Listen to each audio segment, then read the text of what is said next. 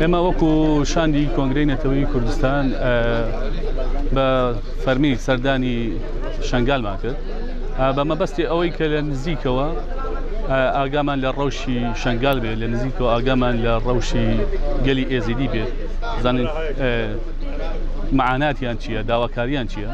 چکە ئێمە وەکو کۆنگرەی نەتەوەی کوردستان بە ئەرک و بە پرسیارەتی خۆمان نەزانین وەکو ئەرکی نێتەوەی ئەرکی ئەخلاقی خۆمان کە بزانین دۆخی شنگال لە چ دۆخێکدایە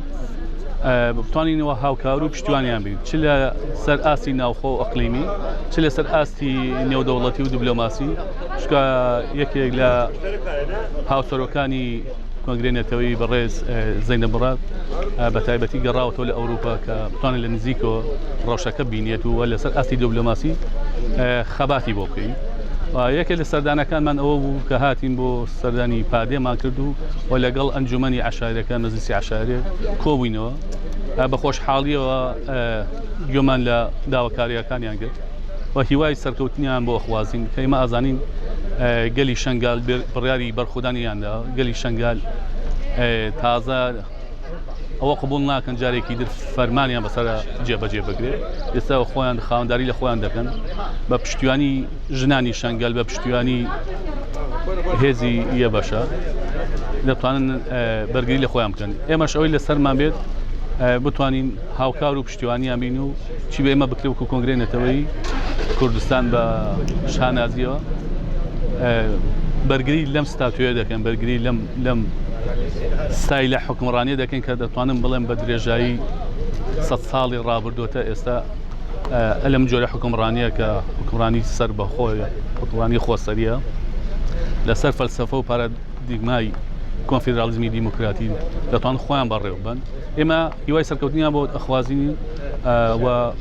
چیش بە ئێمە بکرێت ئەم لەسەر ئاسی ناوخەمە لەسەر ئاسی دەرەوە دیبلۆماسی و سیاسی پشتیوانیان دەکەن و هەوڵی سەرکەوتنیان بۆ دەخواست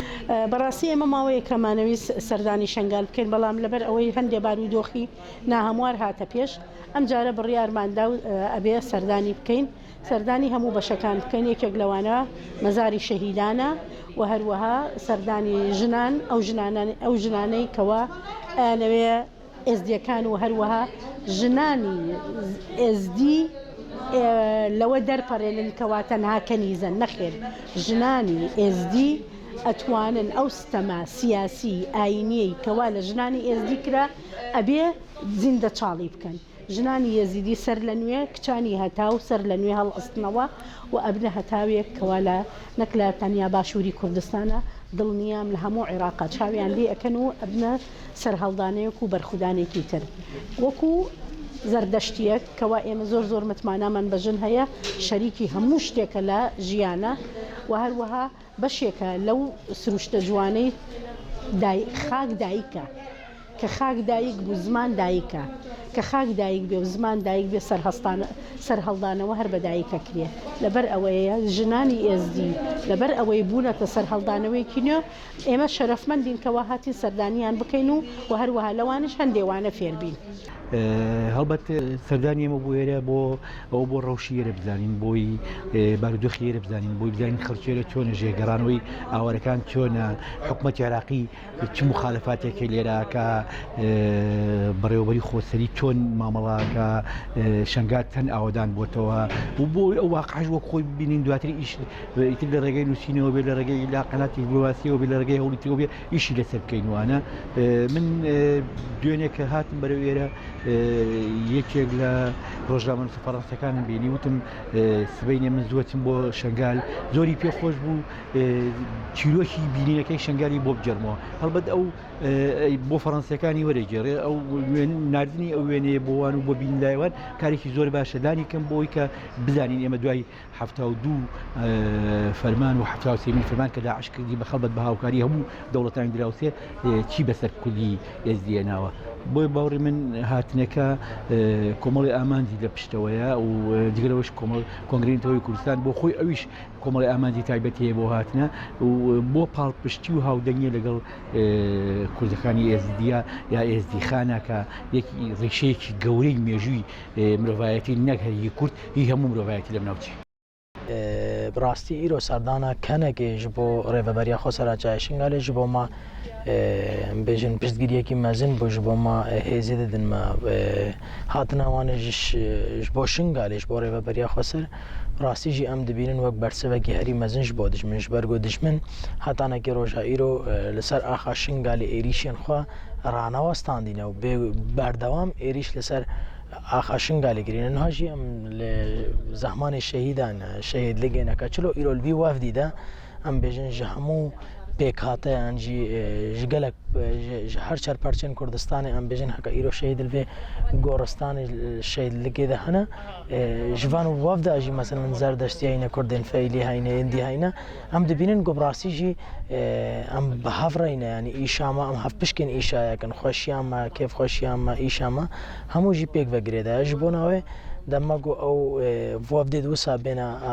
جای شنگالی برسه کش بود دشمن هاگر بریا چند روزا دیسا جالیه دولت ترک و شنگال هاتو بو بردمان کرن و به بردمان اویر دو وافدا یک جباکوری کردستان و یادی جی مثلا وافد کنه که هک سردانا جای شنگال گیری ام دبینن گو راستی جی هزه که ددن ما قواته که ددن ما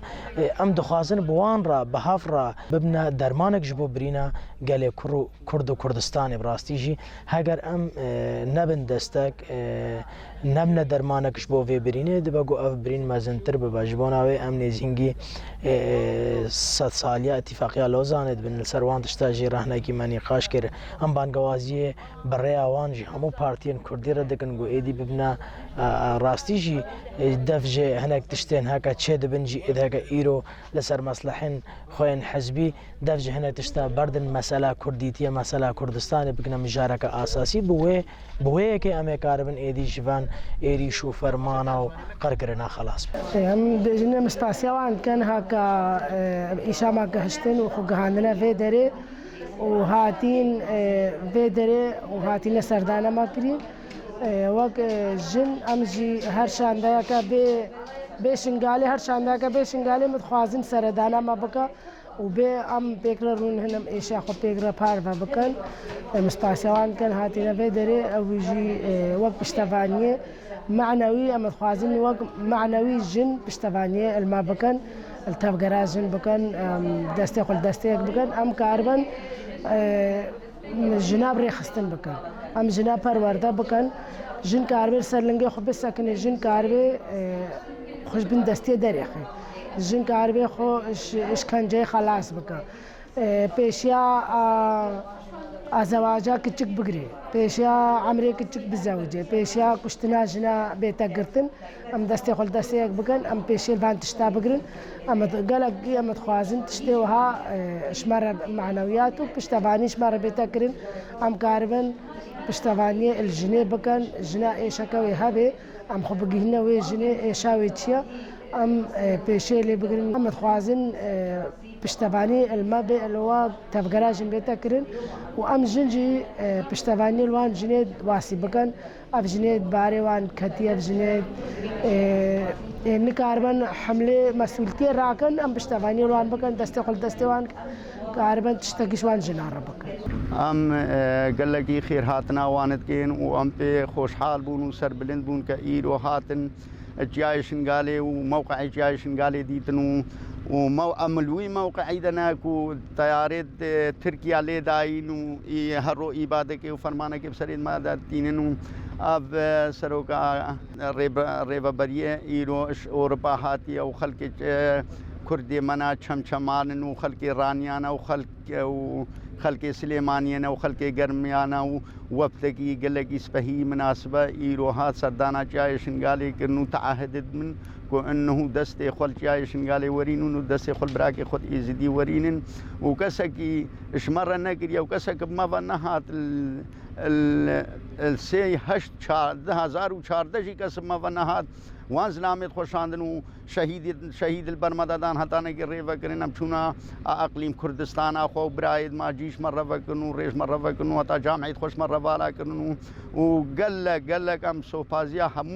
همو ملتات كن هشي ملتي كو ايرو البرباري ذي اقليه رابا وهفتي بشار فرمان بسري ذي اقليه ده هاتينا ام سوفازياوي كن هكا كرد بي كشيعي بي كسني بي كيفله بي كي مهما كان هكا مساعدة في ملتي في أقلية